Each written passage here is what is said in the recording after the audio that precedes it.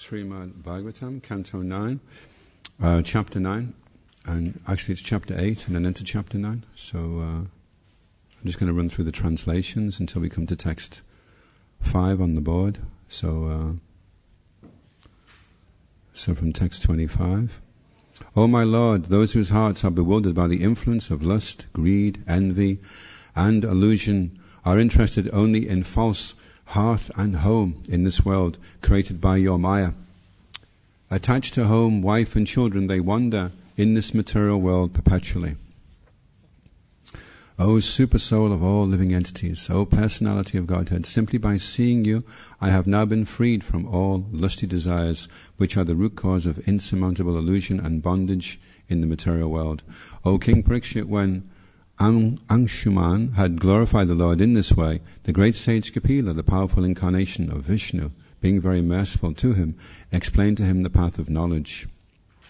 The personality of Godhead said, My dear Anshuman, here is the animal sought by your grandfather for sacrifice. Please take it.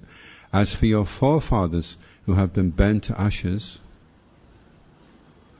they can be delivered only by Ganges water and not by any other means.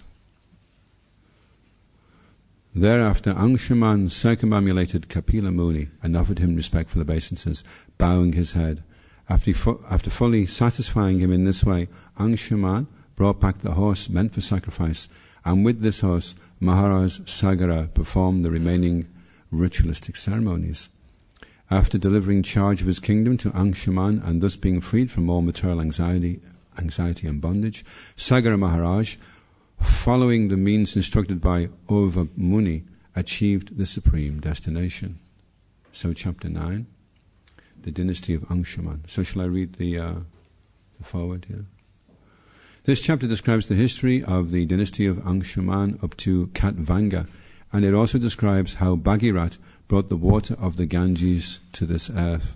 The son of Maharaj Anshuman was Dilip, who tried to bring the Ganges to this world, but who died without success. Bhagirat, the son of Dilip, was determined to bring the Ganges to the material world, and for this purpose he underwent severe austerities.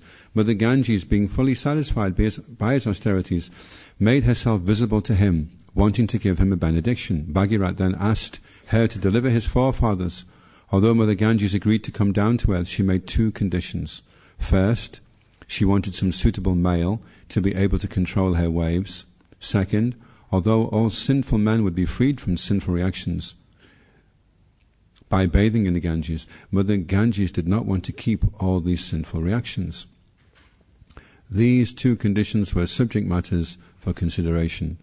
Bhagirat replied to Mother Ganges, the personality of Godhead, Lord Shiva, will be completely able to control the waves of your water, and when pure devotees bathe in your water, the sinful reactions left by sinful men will be counteracted. Bhagirat then performed austerities to satisfy Lord Shiva, who is called Asutosh, because he is naturally satisfied very easily. Lord Shiva agreed to Bhagirat's proposal to check the force of the Ganges. In this way, simply by the touch of the Ganges, Bhagirata's fathers were delivered and allowed to go to the heavenly planets. The son of Bhagirata was Shruta, the son of Shruta was Nabha, and Nabha's son was Sindhuvip. The son of Sindhuvip was Ayatayu, and the son of Ayatayu was Rituparna, who was a friend of Nala. Rituparna gave Nala the art of gambling and learned from him the art of Ashvavidya. The son of Rituparna was known as Sarvakama. The son of Sarvakama was Sudas, and his son was Sodas. The wife of Sodas was named Damayanti or Madhyanti, and Sodas was also known as Kalma Sapad. Because of some defect in his fruitive activities, Sodas was cursed by Vashishta to become a Rakshasa. While walking through the forest, he saw a Brahmin engaged in sex with his wife, and because he had become a Rakshasa, he wanted to devour the Brahmin. Although the Brahmin's wife pleaded with him in many ways, Sodasa devoured the Brahmin, and the wife therefore cursed him, saying, as soon as you engage in sex, you will die. After 12 years, therefore, even though Sodasa was released from the curse of Vashishta Muni, he remained sonless. At that time, with Sodasa's permission, Vashishta impregnated Sodasa's wife, Madhyanti. Because Madhyanti bore the child for many years, but still could not give birth, Vashishta struck her abdomen with a stone and thus a son was born. The son was named Ashmaka. The son of Ashmaka was known as Balika. He was protected from the curse of Parashuram because of being surrounded by many women, and therefore he is also known as Narikavacha. When the entire world was devoid of Kshatriyas, he became the original father of more Kshatriyas. He is therefore sometimes called Mulaka. From Balika, Dasarath was born. From Dasarath came Aidavidi, and from Aidavidi came Vishvasaha. The son of Vishvasaha was Maharaj Katvanga. Maharaj Katvanga joined the demigods in fighting the demons and was victorious, and the demigods therefore wanted to give him a benediction. But when the king inquired how long he would live, and understood that his life would last only a few seconds more, he immediately left the heavenly planets and returned to his own abode by airplane.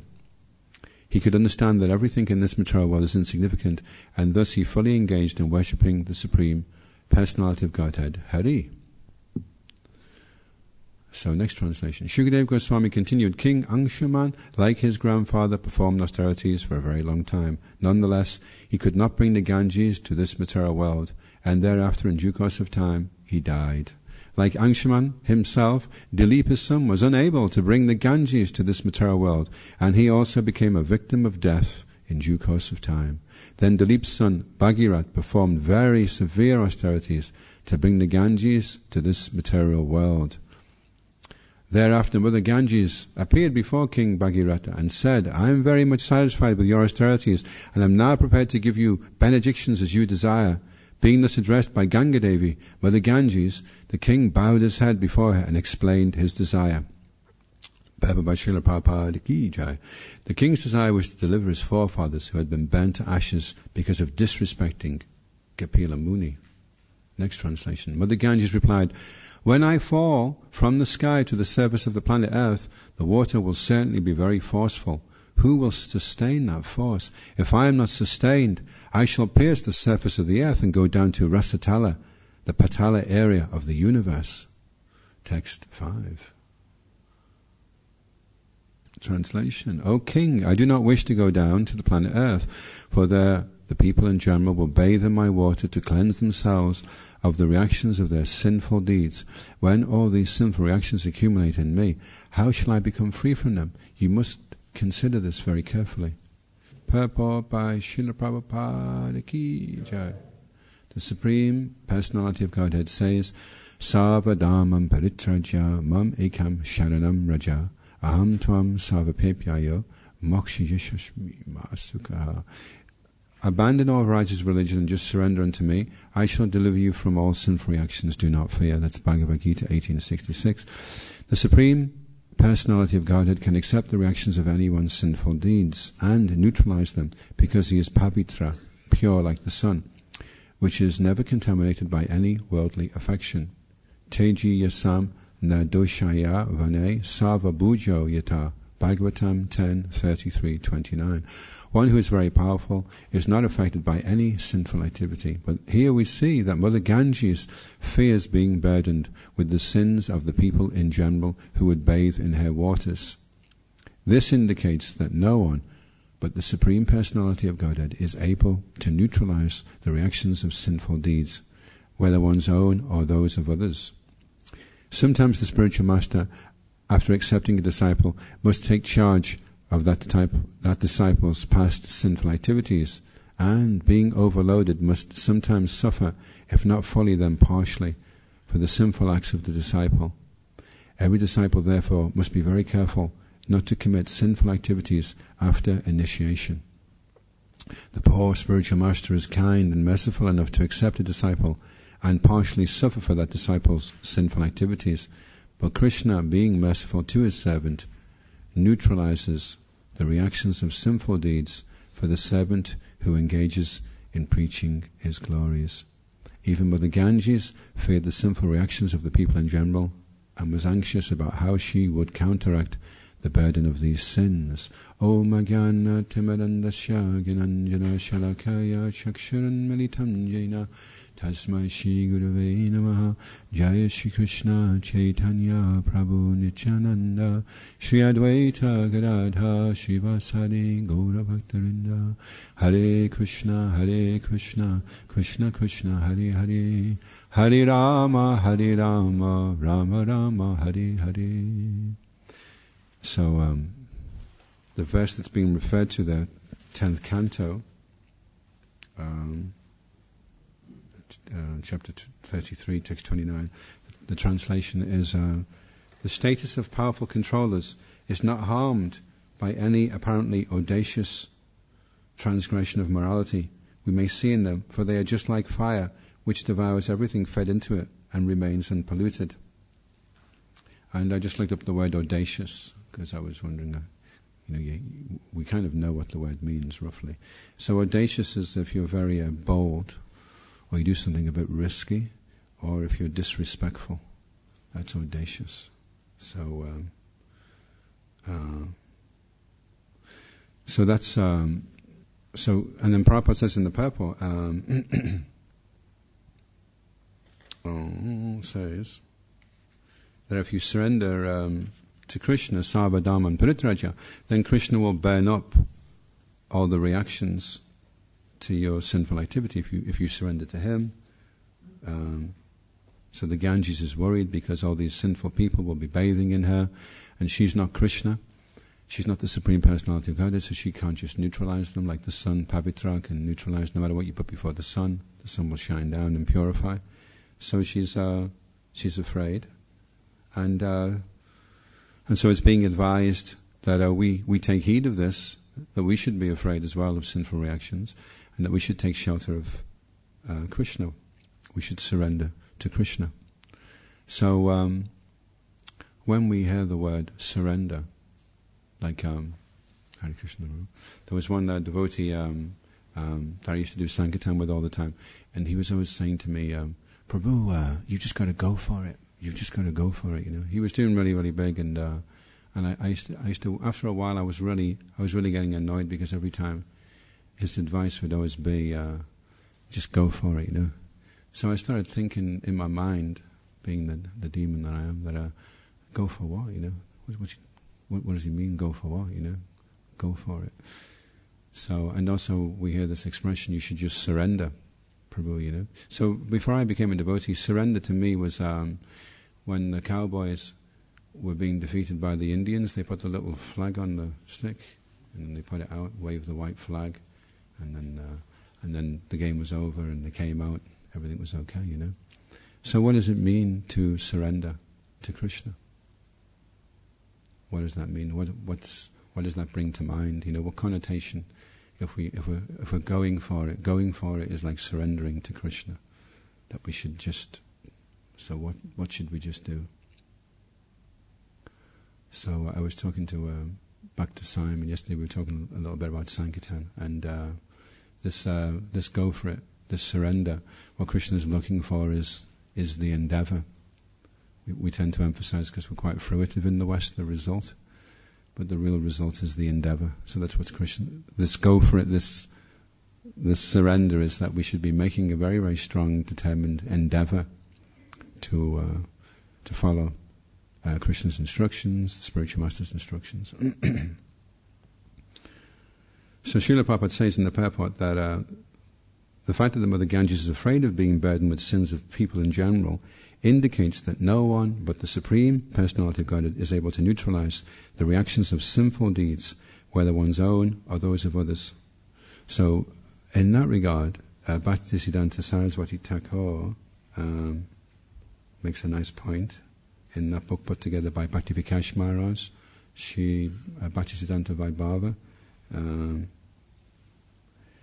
and this is Srila Bhaktisiddhanta Saraswati Thakur talking about the potency of surrendering to Krishna. Hundreds of famines can be alleviated not only by namabhas, but even by nam aparad, offensive taking of the name. The mukti that is not attained in crores of births by Brahma Gyan, knowledge of Brahman, can be had by one single namabhas. This is no exaggeration.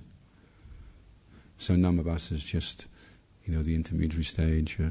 You're trying to the best of your ability, and so that's the significance of our devotional activities that we're performing. And then Prabhupada goes on to say that every disciple must be careful not to commit sin after initiation, because the guru will suffer. So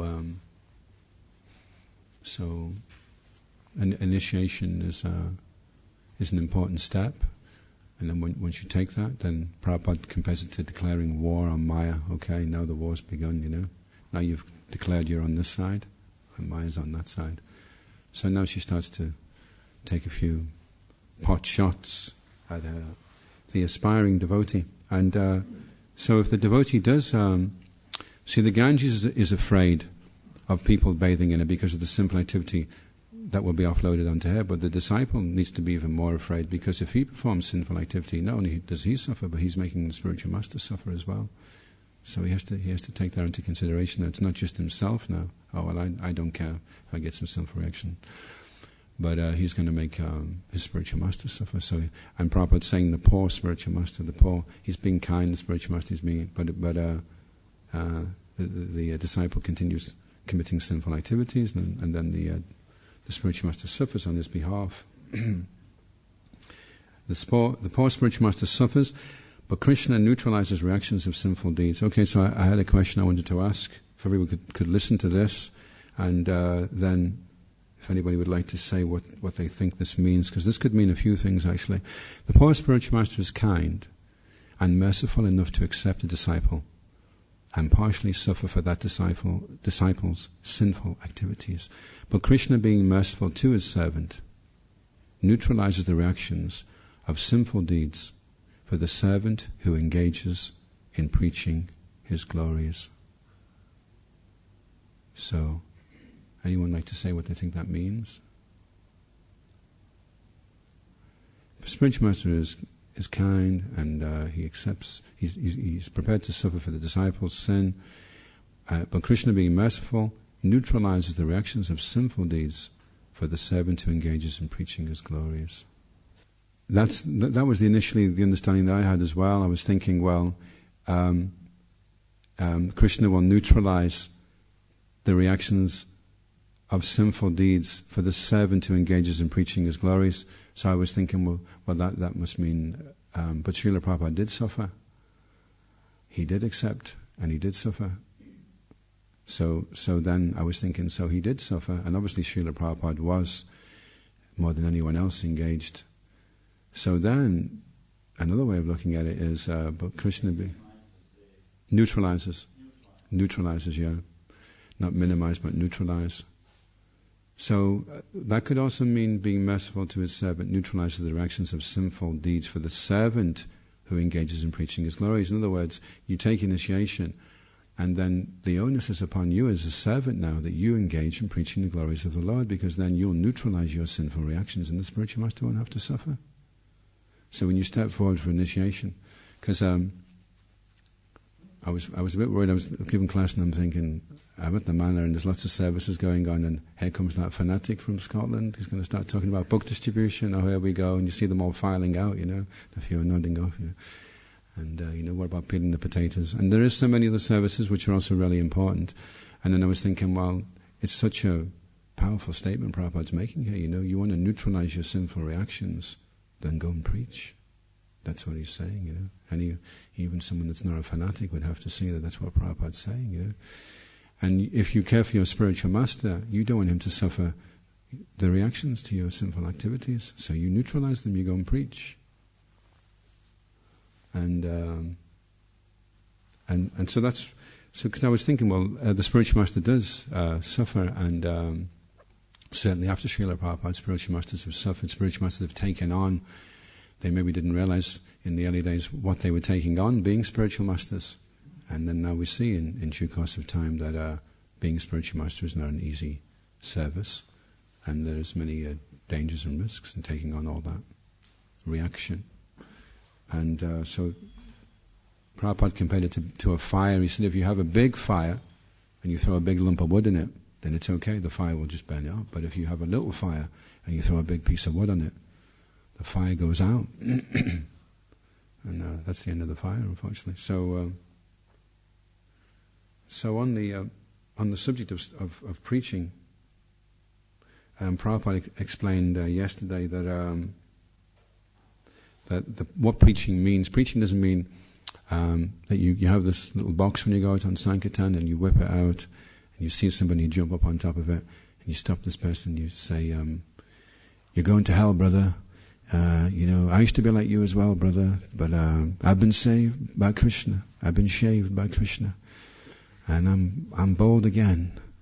And you, brother, are going to hell, But that's not really going to get the person inspired to take up devotional service or start chanting. So preaching, Prabhupada explained, preaching is making the unfortunate fortunate, whether that's giving him a rasgula or an invitation or taking a donation or getting him to take a set of books, and you're in a dhoti with Hare Krishna in bold letters over the top of your head, whatever way you do it, but if you can get that person to become favorable and fortunate, then that's preaching, whatever way that is, whatever level you can come in on. If he goes away favorable to Krishna consciousness, then that's preaching. That's real preaching, And if they go away, they have an interaction with you, and they go away thinking, wow, those Hare Krishnas are such heavy, overbearing, I never want anything to do. So that's not preaching, that's putting the person off. So there's a few quotes that I accumulated on, which I'd like to share with the devotees if they don't mind, on preaching. So this is from Srimad Bhagavatam. The practical effect of our spreading the Krishna consciousness movement all over the world is that now the most degraded debauchees are becoming the most elevated saints. So that's a practical. So we have all these most elevated saints in our presence here, Sadhu Sangha.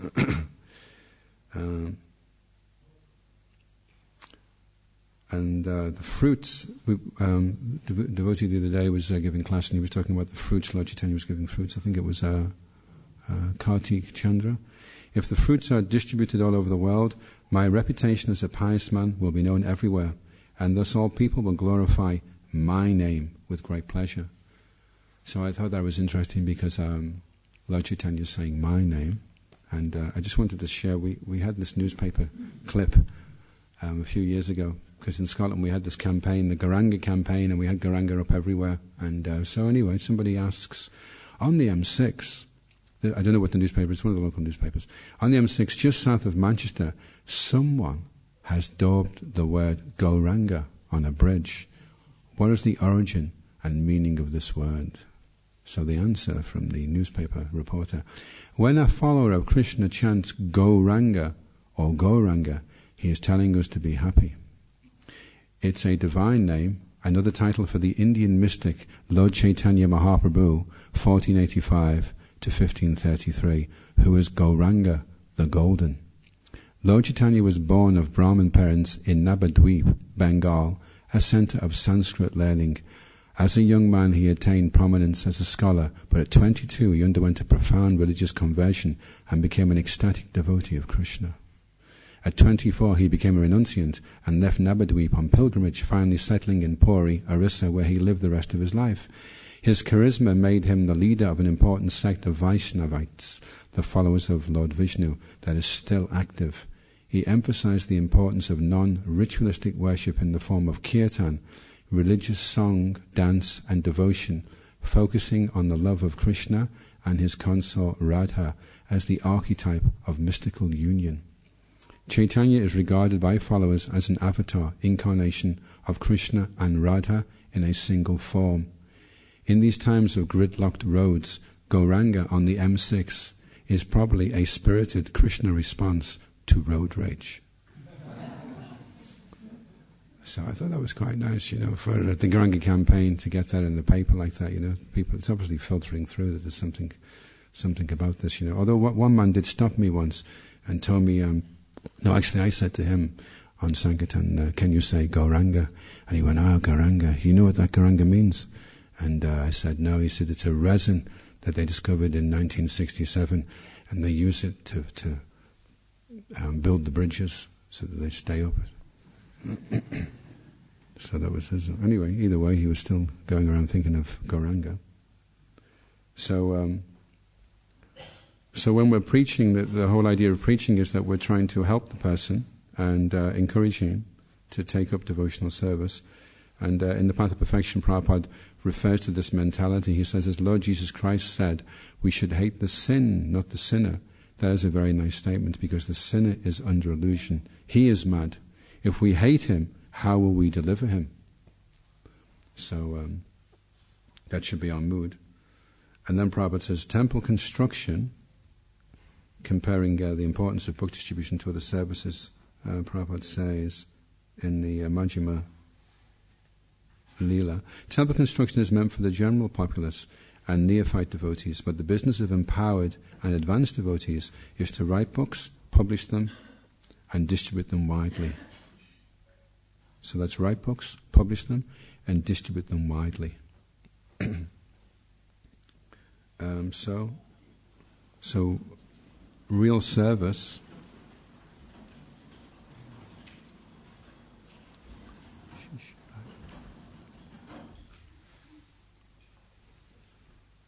this is from the Anshulila, Chaitanya Charitamrita. One who identifies himself as a follower of Sri Chaitanya Mahaprabhu, who said, Iha sabara kona mati hoibi nishtara, how will all these yavanas be delivered? Sri Chaitanya Mahaprabhu was always anxious to deliver the fallen souls because their fallen condition gave him great unhappiness. We should adopt the cause of Sri Chaitanya Mahaprabhu to try to relieve the anxiety he feels. This is actually service to the Lord. So again, that's very much encouraging Sankirtan. So, and then in the Majjhima, if the confidential devotees do not take up the task of elevating everyone to Krishna consciousness, then who will do it? Those who claim to be devotees but do not engage in Krishna's service to elevate all living creatures to Krishna consciousness are to be considered kanishta adhikaris, people in the lowest stage of devotional service. Those who are active in the Krishna consciousness movement should not remain in the neophyte stage, but should rise to the platform of preachers, the second platform of devotional service. Devotional service is so enchanting that even the first-class devotee, Uttama Adhikari, also come down to the second platform to preach and render service to the Lord for the benefit of the whole world. So that's interesting, because you would think, well, the Uttama Adhikari would be better at distributing because he's indiscriminate, everyone's a devotee, but he's coming down to the Majjhima platform. So why is it that it's, if we're supposed to engage everybody, then why is it that because the Majjhima, the symptom of a Majjhima Adhikari is that he's able to discriminate. He can see the non-devotee, he sees the devotee, he sees the envious, and he sees Krishna. He sees those four different things. So why is it important on Sankirtan or preaching or spreading the glories of the Lord that we have this ability to discriminate? Yes, Prabhu?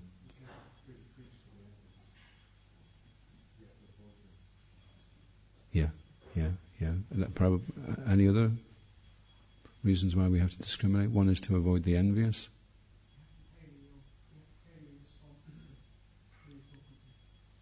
Oh, sorry.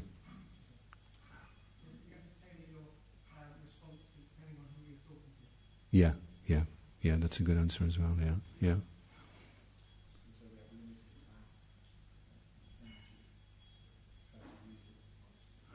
Save the least wounded. They say the paramedic, he's on the battlefield and there's a little head there saying, oh, help me, and all the body's been blown away, and then there's one with just his finger missing, so the paramedic's thinking, well, he's got more of a chance, so he saves the least wounded first. So that's another one. And what were you going to say, Prabhu?